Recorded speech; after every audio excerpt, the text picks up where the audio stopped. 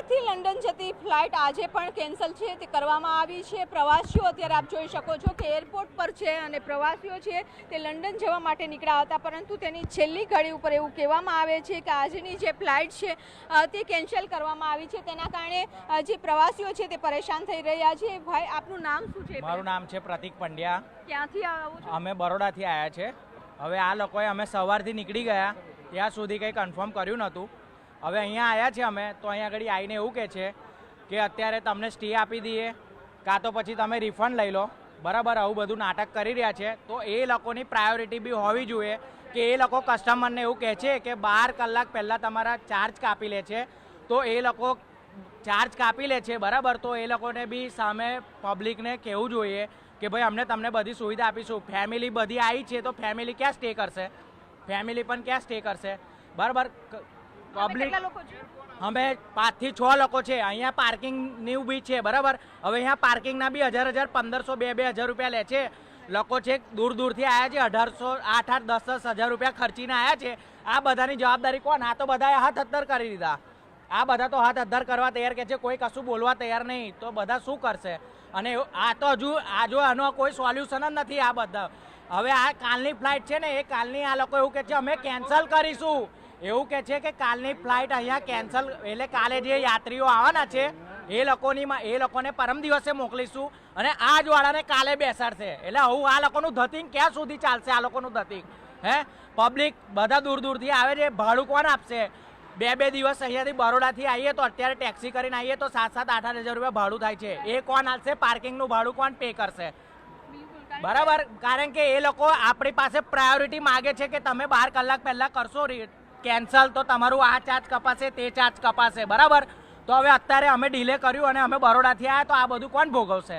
આ તો હાથ અદ્ધર કરવાની સરકારને કોઈ પડી જ નથી, સરકારને કોઈ વસ્તુની પડી જ નથી। સમજો તમે રીઝન શું બતાવ્યું છે અત્યારે?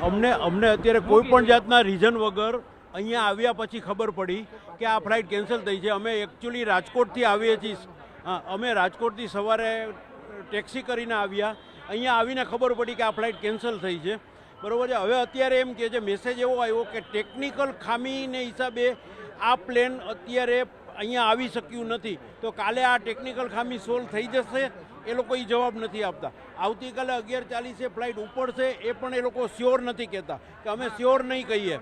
પછી અત્યારે આ જે પેસેન્જરો બધાની હાલાકી ભોગવે છે એનો કોઈ જવાબ નથી। ટેક્સી ભાડું માગ્યું તો કે એ અમે ન આપી શકીએ। એટલા બધા પેસેન્જરો બધા અત્યારે હાલાકી ભોગવે છે, એનો કોઈ જવાબ નથી। આ પ્રાઇવેટ આપીને અત્યારે ટાટા હોય કે કોઈ પણ કંપની હોય, હું કોઈને દોષ નથી આપતો, પણ હાલાકી પેસેન્જરો ભોગવે છે એ નક્કી છે।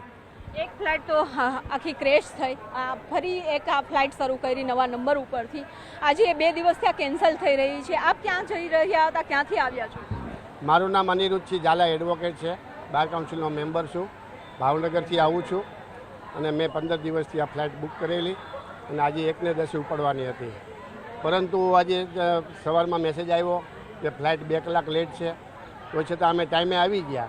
અહીંયા આવ્યા ત્યારે ઓચિંતાના અમને કહેવામાં આવ્યું કે આજની ફ્લાઇટ રદ છે, એનું કોઈ રીઝન અમને વ્યવસ્થિત જણાવતા નથી અને અત્યારે અહીં અસંખ્ય પેસેન્જરો બધાએ હાડમારી વેઠી રહ્યા છે, કોઈ જવાબ આપી રહેતા નથી।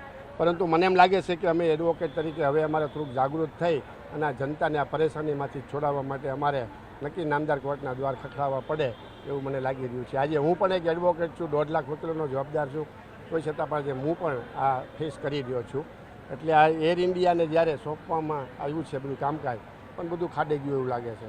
ખાડે ગયું હોય તંત્ર એવું લાગી રહ્યું છે। એક ફ્લાઇટ તો આખી ટેકનિકલ ખામીને કારણે હજી તપાસ ચાલી રહી છે, પણ આખી ક્રેશ થઈ। જે બીજી ફ્લાઇટ શરૂ કરવામાં આવી હતી એ પણ બીજી ફ્લાઇટ પણ ટેકનિકલ રીઝન બતાવવામાં આવી રહ્યું છે। તો શું પૂરતું મેન્ટેનન્સ નથી થઈ રહ્યું, એના કારણે આ રીતે જે પેસેન્જરો હેરાન થઈ રહ્યા? આમાં તો કહેવાય છે કે જેનો અમલદાર આંધળો એનું કટક કૂવામાં। એટલે આજે આ એરપોર્ટ ઓથોરિટી છે, એર ઇન્ડિયા છે, એ બધાને હવે જ્યારે પ્રાઇવેટને સોંપાઈ ગયું પછી એ લોકો માત્ર પૈસા જોવે છે, પેસેન્જરની કંઈ આડમારી જોતા નથી અને પૈસા કમાવાને લાલચની અંદર પબ્લિકનું જે થવું એ થાય, પણ બસ લૂંટો અને પોતાના ઘર ભરો, એવી રીતે મેન્ટેનન્સ નથી આપતું, કોઈ જાતનું ધ્યાન નથી આપતા, એવો ટેકનિકલ સારો સ્ટાફ પણ નહીં હોય, ત્યારે આ બધી અંધાધૂંધી સર્જાણી હોય એવું મને લાગે છે। ક્યારે જશે એવો કોઈ મેસેજ? હવે એમ કહે છે કે તમને આવતીકાલે બીજી ટિકિટ 11:40ની આપશું એમ કહે છે, પણ બહુ કન્ફર્મ નથી એમ કહે છે। તો આ તમામ પેસેન્જરો છે જે લંડન જવા માટે પોતાના સમયસર જ આવી ગયા હતા, પરંતુ છેલ્લી ઘડી ઉપર એવું કહેવામાં આવે છે કે ફ્લાઇટ કેન્સલ છે, તેના કારણે અત્યારે આપ જોઈ શકો છો કે એરપોર્ટ પર છે આ પ્રવાસીઓ તમામ, અને પ્રવાસીઓ કહેવી રહ્યા છે કે જો તમે છેલ્લી ઘડીએ કેન્સલ કરાવતા હોય છે તો ચાર્જ કાપવામાં આવે છે, તો એ જ રીતે છેલ્લી ઘડીએ કેન્સલ કરાવવામાં આવે છે તો તમામ પ્રકારની સુવિધા આપવી જોઈએ, કારણ કે ગુજરાત બહારથી પણ લોકો આવતા હોય છે, ટેક્સી ભાડા ખર્ચીને આવતા હોય છે, અને સાથે એડવોકેટ ઝાલા સાહેબ છે તેઓએ પણ કીધું છે કે હવે પબ્લિક માટે વકીલોએ જ આવવું પડશે અને એનું કંઈક નિરાકરણ લઈ આવવું પડશે, કારણ કે છેલ્લા 2 દિવસથી આ જે લંડન જતી ફ્લાઇટ છે તે કેન્સલ કરવામાં આવે છે છેલ્લી ઘડીએ, અને પ્રવાસીઓ હેરાન થઈ રહ્યા છે. કેમેરામેન પ્રકાશ સાથે બીબુ પટેલ, ન્યૂઝ 18 ગુજરાતી, અમદાવાદ.